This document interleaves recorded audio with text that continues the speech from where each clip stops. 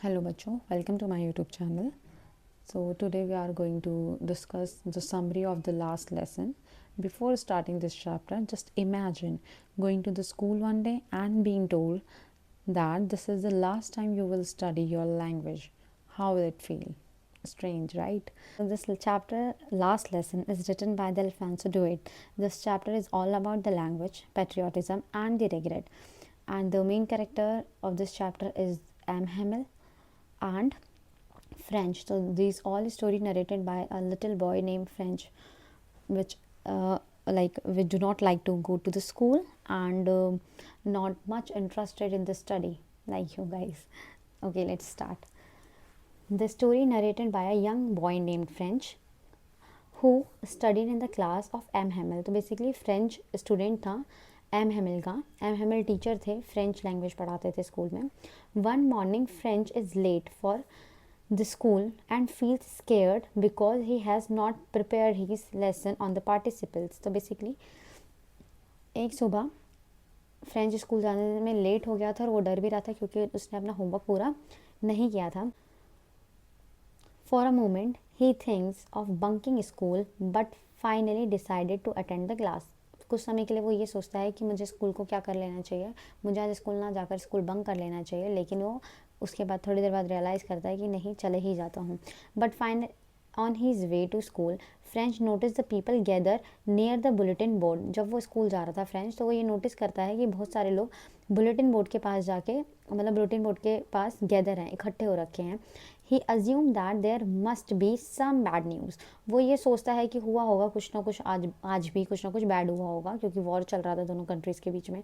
As such notice as become a common after the Prussia annexed अलेस्क.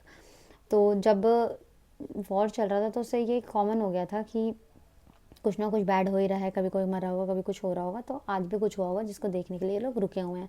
When French reaches school, जब French school पहुंचता है, he finds everything very unusual. तो जब French school पहुंचता है तो उसको सारी चीज़ें बड़ी अजीब सी लगती हैं. फॉर एग्ज़ाम्पल, बहुत ज़्यादा साइलेंस होती है क्लास में. विलेजर्स जो होते हैं वो बैंक बेंचेस होते हैं उस पर बैठे होते हैं. तो उसको वो देख के बड़ा अजीब लगता है कि ये जो गांव वाले हैं ये आके पीछे के बेंचेस पे क्यों बैठे हुए हैं. ठीक है. The classroom is completely quite. पूरा जो क्लास होता है वो एकदम शांत होती है. इंस्टेंट ऑफ स्कॉल्डिंग, स्कॉल्डिंग मतलब चिल्लाना या डांटने की बजाय, फॉर लेट, जो फ्रेंच लेट हो चुका होता है तो एम हेमल उसे डांटते ही नहीं क्लास में लेट आने की बजाय. M Hamel calmly ask him to take he seat. M Hamel उसको क्या बोलते हैं कि आप अपनी सीट पे जाके आराम से बैठ जाओ. French notice that his teacher is wearing the special cloth. French ये नोटिस करता है कि आज सर ने बहुत स्पेशल क्लोथ डाल रखे हैं, which he usually wear during the prize day. तो वो जो अक्सर वैसे कपड़े जो एम एम एल थे वो प्राइज डिस्ट्रीब्यूशन डे पर डालते थे. He also see several villagers sitting on the back benches. तो वो एम एम एल फ्रेंच ये भी देखता है कि बहुत सारे जो विलेजर्स हैं वो कहाँ आके बैठे हुए हैं, बैक बेंचेस पे आके बैठे हुए हैं, लुकिंग सैड. और वो बहुत ज़्यादा क्या लग रहे हैं, सैड लग रहे हैं. Soon M Hamel announces that his last French lesson. और उतने में ही एम हेमल अनाउंस करते हैं कि आज क्या पढ़ेंगे, हम लास्ट लेसन पढ़ेंगे फ्रेंच का. As Persian government has order that the French will no longer be taught in his school. तो ये क्यों होता है लास्ट लेसन, क्योंकि जो पर्सियन गवर्नमेंट होती है वो अनाउंस कर देती है कि आज के बाद फ्रेंच लैंग्वेज टॉट नहीं करी जाएगी.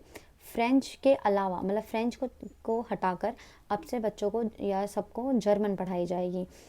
French feels shocked. और जो फ्रेंच है उसको ये बात जानकर एकदम शॉक लगता है.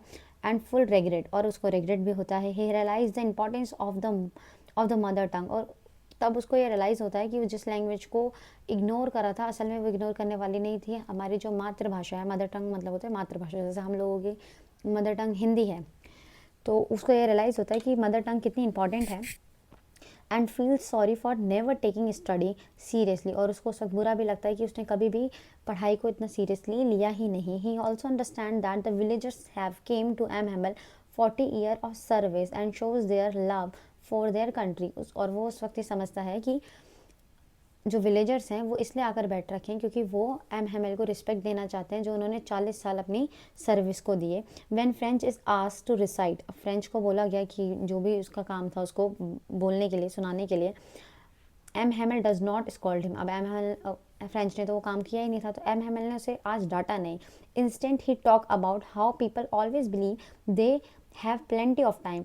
जबकि वो डांटने के बजाय वो क्या बोलते हैं कि लोगों को लगता है कि उनके पास कोई भी काम करने के लिए बहुत ज़्यादा समय है, और वो चीज़ों को क्या करते हैं, therefore neglect their duty, और इसलिए वो अपने कामों को क्या करते हैं, नेग्लेक्ट करते हैं। He blame himself and parents as well for not giving enough importance to the education. वो अपने आप को भी ब्लेम करते हैं और पेरेंट्स को भी ब्लेम करते हैं कि हम लोग इंपॉर्टेंस नहीं देते हैं एजुकेशन को, और हम लोग अपने बच्चों को जागरूक नहीं करते हैं पढ़ाई के प्रति। M Hamel then speak about the beauty and power of French language. M Hamel explain करते हैं कि फ्रेंच जो लैंग्वेज है वो कितनी अच्छी लैंग्वेज है और उसकी कितनी पावर है। Saying that a common language help people preserve their identity. वो ये बताते हैं कि एक जो लैंग्वेज है ना, वो किस तरीके से किसी इंसान की आइडेंटिटी को क्या करता है, प्रिजर्व करता है। And freedom, French find lesson very clear and regret not paying the tension. और उस वक्त वो लास्ट लेसन फ्रेंच को बहुत ही अच्छे से समझ में आता है, और वो इस बात के लिए रिग्रेट करता है कि काश उसने इतने ही फोकस के साथ और इतने ही इंटरेस्ट के साथ पहले अगर चैप्टर समझे होते, तो क्या पता उसको पहले ही पढ़ाई में इंटरेस्ट आ जाता। एज द क्लॉक स्ट्राइक 12, जैसे ही घड़ी में 12 बजे, the Prussian soldier sound their trumpet. Trumpet मतलब चलने का जो साउंड आता है किसी सोल्जर के। M Hamel became emotional, M Hamel emotional हो गए। Unable to speak he write vive la France long live France. तो वो लास्ट शब्द जो वो बोर्ड पे लिख पाते हैं वो यही लिखते हैं, long live friends. This is very important, इसको एज इट इज़ याद रखना और एज इट इज़ लिख कर आना। इसके साथ ये ऐसे ही लिखना कि इसका मीनिंग क्या है।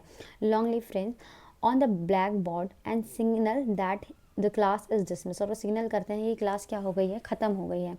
मॉरल ऑफ द स्टोरी क्या है, story teachers the value of the language culture and the education before it's too late. ये भी बताता है कि हमें किसी भी चीज़ को वैल्यू करने के लिए इसके आखिरी दिन तक नहीं रुकना चाहिए।